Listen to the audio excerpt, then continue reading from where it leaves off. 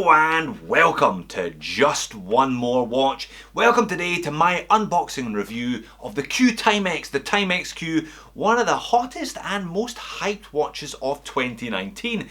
Bit of a surprise considering that A, it's a Timex and B, it costs less than $200. But before I get onto that, I'm going to start this video with a bit of a shocking confession. This is the first Timex watch that I have reviewed on the channel. I know, right? Bit of a miss from a value-focused channel. But here is the reason why.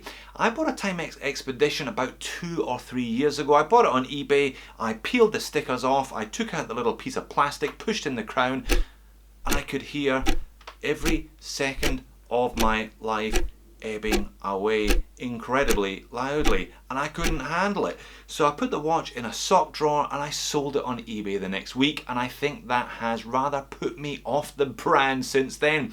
So here's hoping better things of this one. How did I come to possess this? Well, big shout out to subscriber Chris. He got in touch, said he had one of these on the way in. Would I be interested in peeling off the stickers? I said, yes please, thank you very much, and here we are. And he must be a good Aussie bloke because he also sent me a stubby holder from the sunny Shell Harbour. Good on you, mate. So just how did a $200 Timex end up as being one of the hottest watches of 2019? And is it all hype, or is it indeed retro perfection?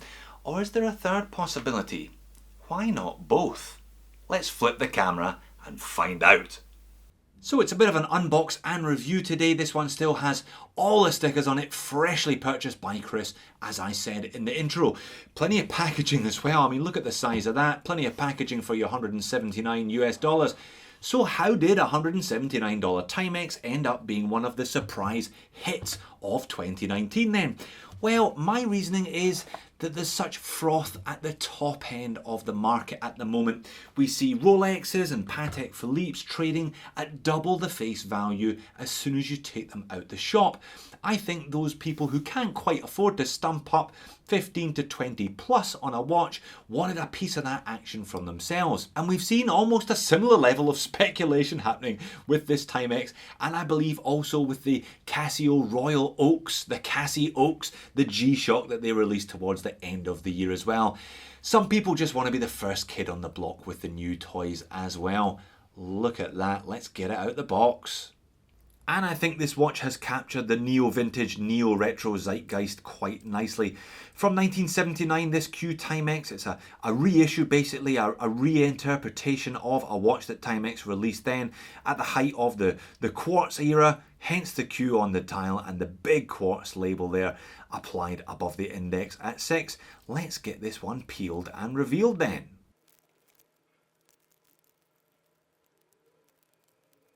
There we go, and one more covering the dial.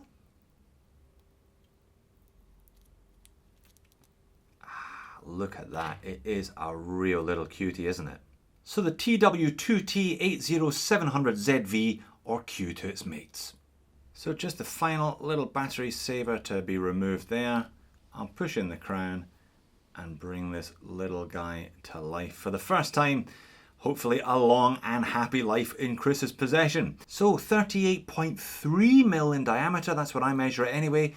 Just over 12mm thick, including a piece of domed acrylic crystal, 45mm lug tip to lug tip, 18mm lugs, and on the supplied mesh bracelet here, rolled link mesh bracelet, I'll get onto that in a minute, that is super 70s. This one weighs in at 90 grams, so very much, it is a watch that's pretty much straight from the late 1970s, so don't be expecting a big chunky heavy luxury watch if you're buying one of these, because you ain't going to be getting it. That is not the point. It does have a stainless steel case crown, full stainless steel bracelet, stainless steel bezel here as well. As mentioned, that is a piece of domed acrylic, so again, you're going to have to get used to watching that to bring out the little scratches.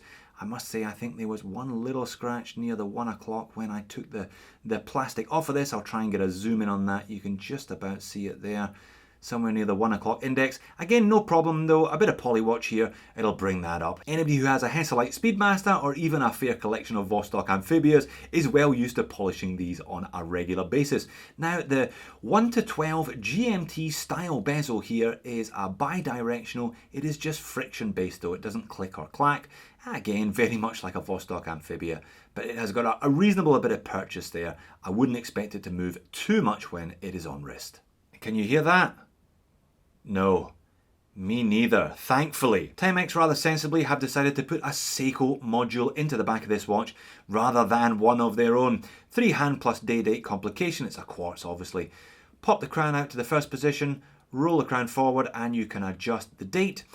No quick set day though, so you are going to have to pull the crown out to the second position, spin it past the 12 to adjust the day and then adjust the date back accordingly. And we have got a dual language day wheel. I believe that is English and French, but quite a relief that you can't hear the ticking. I was worried. Case finishing is really pretty simple. High polish to the side, rather small unsigned crown.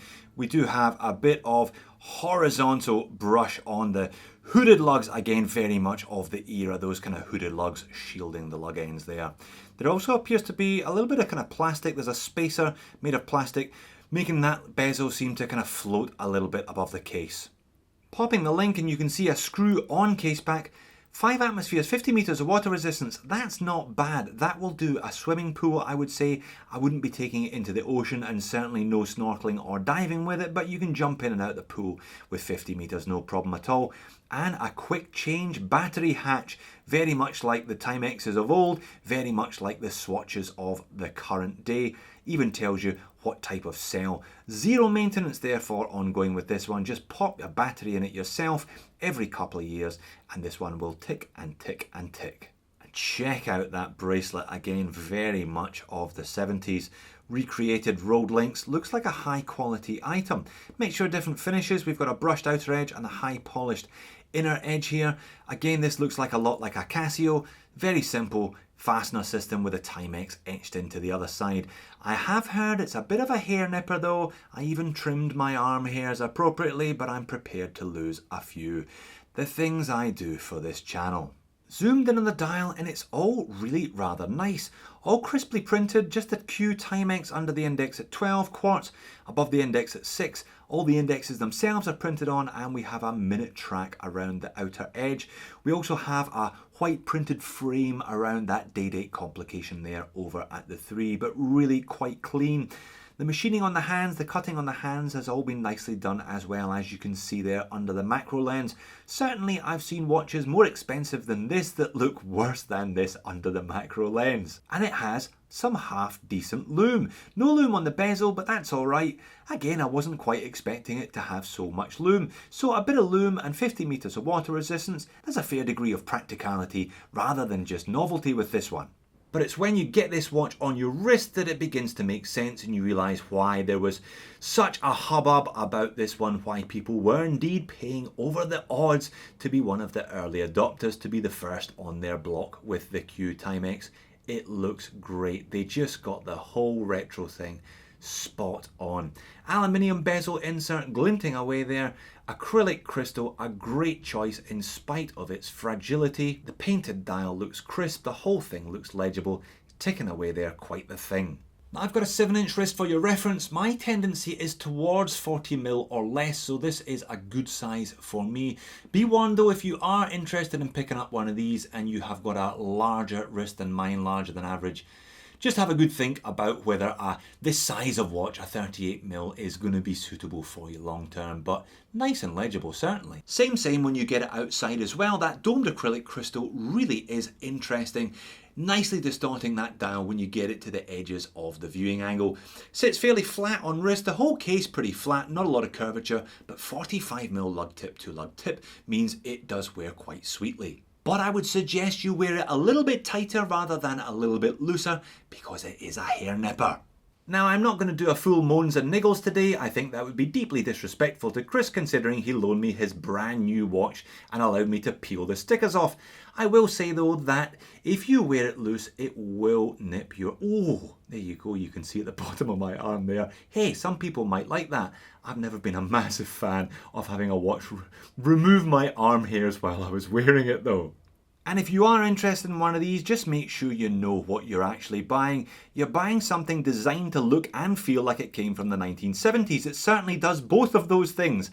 As such, it's really light and a little bit flimsy. But that's what it's supposed to be. Don't expect a luxury watch because you're not going to get one. And don't expect you can buy 3 of these and make money on them. This is an Australian Facebook watch buy, swap and sell group that I'm a member of. There's about 4 or 5 of these for sale at the moment, some of them with quite speculative prices, shall we say. Good luck shifting that for over $400, mate. And don't forget that if you want a cheap retro watch that takes all of your arm hairs off and you're prepared to move forward into the 1980s, you can pick up one of these Casio A168s for closer to $25 US. But from my brief first impressions, it looks to be a proper little charmer. I think they got the whole design, the whole feel of the thing spot on. And if you are after a little bit of retro, a little bit of the 1970s, but don't want to stump up for a Rolex GMT from the same era, then I don't see why you shouldn't jump on board with one of these. So is it all hype or retro perfection? I don't see why it can't be a little bit of both. So there you have it, the Q Timex Q 1979 reissue then. I think if you go into this one with both eyes wide open and know exactly what you're getting, then you're not going to be disappointed. I think it is a really attractive looking watch, preferably for those of us with less arm hair than the average though. Don't expect a luxury watch because you're not going to get it, but if you're into that kind of retro fun and you want a quartz that you can kind of set and forget, and you want to just jump on a bandwagon, then I don't see a problem with picking up one of these. Just don't think that you're going to be making much money off it. Thanks for watching, see you in the next one.